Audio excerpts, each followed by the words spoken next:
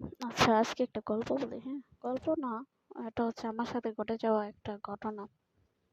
তো এটা থেকে বুঝতে পারবেন যে বউদের যে শ্বশুরবাড়িতে কোন লেভেলের মানে দোষ থাকে সেটা। তো কথা হচ্ছে যে আমাদের বাড়িতে মানে আমার শ্বশুরবাড়িতে আমার একটা ভাগ্নি থাকে। তো এই ভাগ্নিকে দেখার জন্য লোকজন আসছে বিয়ের। তো বিয়ের দেখার জন্য লোক আসছে। তো নাস্তা পানি যা দেওয়া লাগে সবই আয়োজন করছি, রেডি করছি। ওদেরকে খাবার-দাবার দিব। তো লোক আসছে। অনেকগুলো আইটেমই করলাম। তো এর মধ্যে সেমাই রান্না করছি। সেমাই একটু দুধ করে রান্না করছি আরকি। ভাবছি যে একটু ওই যে লাল সেমাইগুলো আছে না, একটু বেশি করে দুধ দিয়ে রান্না করতে হয়। তো ভাবলাম যে ফ্রিজে রাখবো। এটা ওই যে সেমাইগুলো ফ্রিজে রাখলে আরেকটু মানে আঠালো হয়ে যায়, শুকায় যায়। তো এই ফাঁকে ফ্রিজে রাখার আগেই চলে আসছে। গরমের দিন যেহেতু ভাবছিলাম যে ফ্রিজে রাখবো। তো একটু বেশি দুধ দিয়ে রান্না করছি আরকি। একটু দুধ মানে এত চাক্কা হয় নাই আরকি।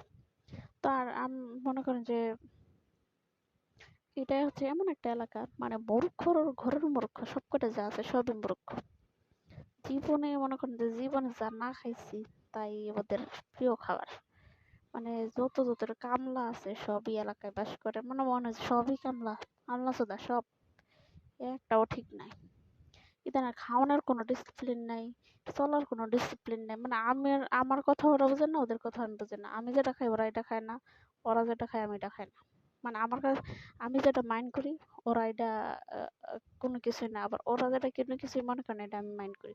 ওই লেভেলের আরকি। তো মানে কি আর বলবো, অদ্ভুত মানে আমার জীবনযাত্রাটা খুবই কষ্টকর হয়ে যাইতেছে। তো এর মধ্যে হচ্ছে এই বল ওই লোকজন আসছে। আসছে পরে সেমাইটা দিছি।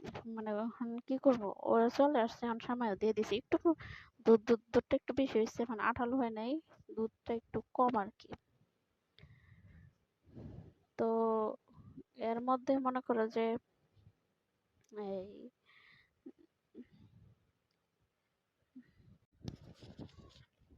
শত্রুপক্ষ চলে আসছিল যেটা বলতে পারি নাই কথাটা। হুম। তো এই জন্য মনে করেন যে কোনো এক কারণে ওরা খাইয়া গেছে সেমাই। কিন্তু এটা ওদের পছন্দ না। দুধ থাকবে এটা পছন্দ না, এটা নাকি খুবই খারাপ হইছে। মানে আমারে তো মানুষের সামনে অপমান করছে। অপমান-টপমান করে এখন মনে করো যে উম কি বলবো? মানে একদিন পরে দেখে চলে গেছে। একদিন পরে মানে ওদের আর কোনো খোঁজ খবর নাই। বিয়ের মধ্যে মনে করো যে লোকজন আসবে, দেখবে। সবার সাথে কি আর বিয়ে হবে? হবে না। যেখানে কপাল আছে সেখানে হবে। কিন্তু এটার জন্য মানে রিজন দাঁড়াইছে যে এটার জন্য বিয়ে ভেঙে গেছে। সামান্য মানে একটু পানি হইছে, বিয়ে ভেঙে গেছে। তার জন্য আমার সাথে যা ব্যবহার করার তাই করা হয়েছে। এবার বুঝেন কেমন দোষ। আর অনেক কাহিনী হইছে আমি বলতে পারতেছি না।